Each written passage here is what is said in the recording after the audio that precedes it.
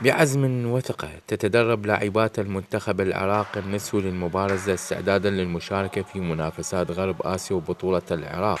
التدريبات التي أقيمت على قاعة منتدى الزهراء الرياضي بإشراف من الاتحاد العراقي المركزي ومتابعة الاتحاد الفرعي في محافظة المثنى.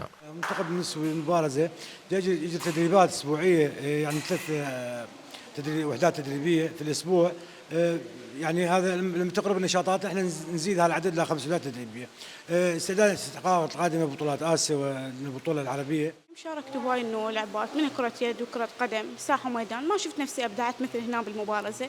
صحيح مشاركتي ايام قليلة، بس الحمد لله انه اشوف نفسي وصلت، وهو المكان مو معناه بالفشل اذا ما تقدر، بس المكان اللي خلينك بيه مو صحيح، والحمد لله صحيح ايام قليلة بس جاي اشوف ابداع من عندي. على الرغم من الصعوبات الاجتماعية والمشاكل المالية، يبقى الأمل قائما في الحصول على اهتمام أكبر، خاصة في ظل التوجهات الحكومية والمجتمعية المساندة.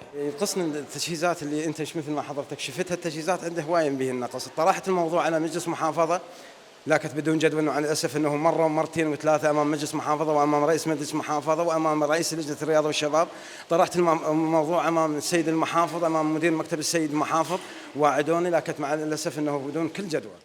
حصلت بطولة العراق، حصلت المركز الأول على العراق، ويعني وطلعنا احنا همات السيمانية شاركنا ولغير محافظتها مشاركنا، بس احتلال المركز الأول ببطولة العراق. ويذكر أن المنتخب النسوي بالمبارزة قد سجل أرقاما إيجابية مميزة في مشاركات سابقة، مما يعطي دافع لكسر الأرقام السابقة ومعانقة الذهب من جديد.